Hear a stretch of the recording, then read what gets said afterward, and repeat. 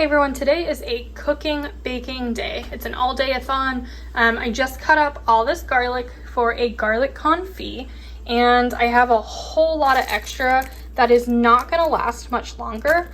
And unfortunately, it's too early to start planting this garlic or getting it ready to plant.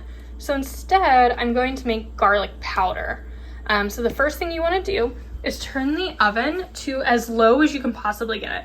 I have an oven from the 70s, so it goes down to 150. If you have a dehydrate on your oven, or just as low as you can go. I know my old place, it only went to 200. It is what it is, you'll just have to keep an eye on it.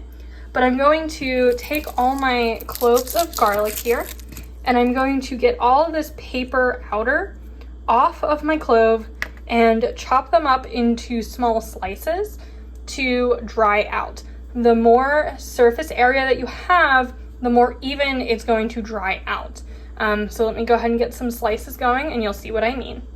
So you want it, like I said, you want it to be completely peeled, and you're just going to create thin slices. And the reason, again, we do this is because cloves come in many sizes.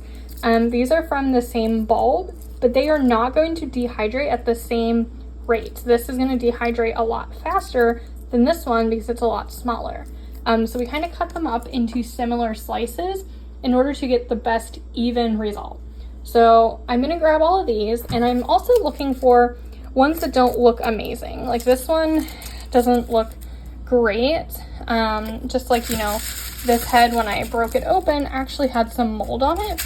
I don't want that in my garlic powder, so this is my compost bowl. You'll always see me, or almost always see me, in any of my cooking videos have a compost bowl. It's just easier for cleanup, and then I don't waste food. So I'm going to keep going. This one looks okay, we can keep it, but let me cut this one open to see what I'm talking about when I know this one's not going to look great. So it's probably hard to tell from this video, but this one actually already has sprouts started at the very top here, and we don't want that, so I'm going to put it in my compost.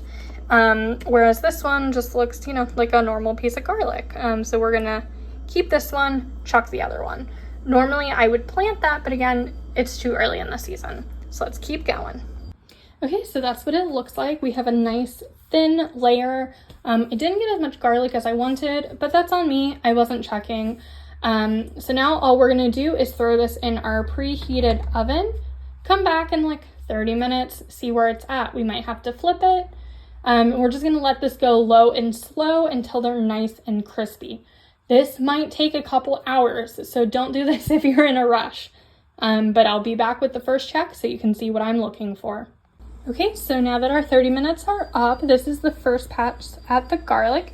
We can see that it still looks like garlic, but some of our pieces are getting definitely more dehydrated than others.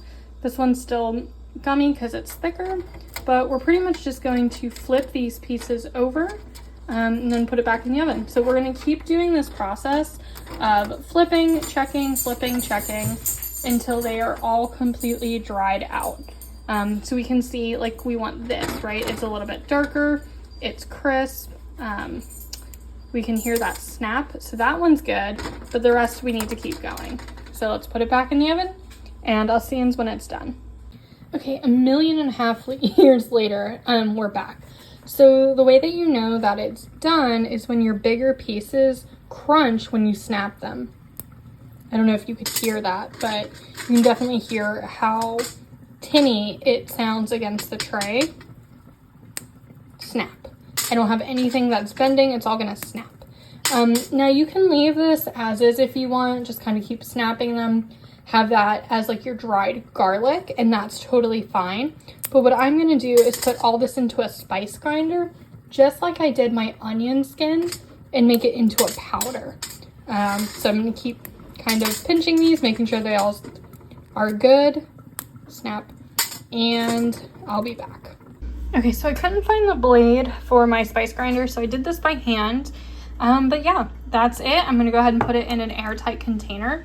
I got a couple skins in here, but it is what it is. And yeah, it is much darker than what you get at the store, but I bet you it tastes 1,000,000 times better. If you want to make this even less crumbly, you absolutely can. I just got tired.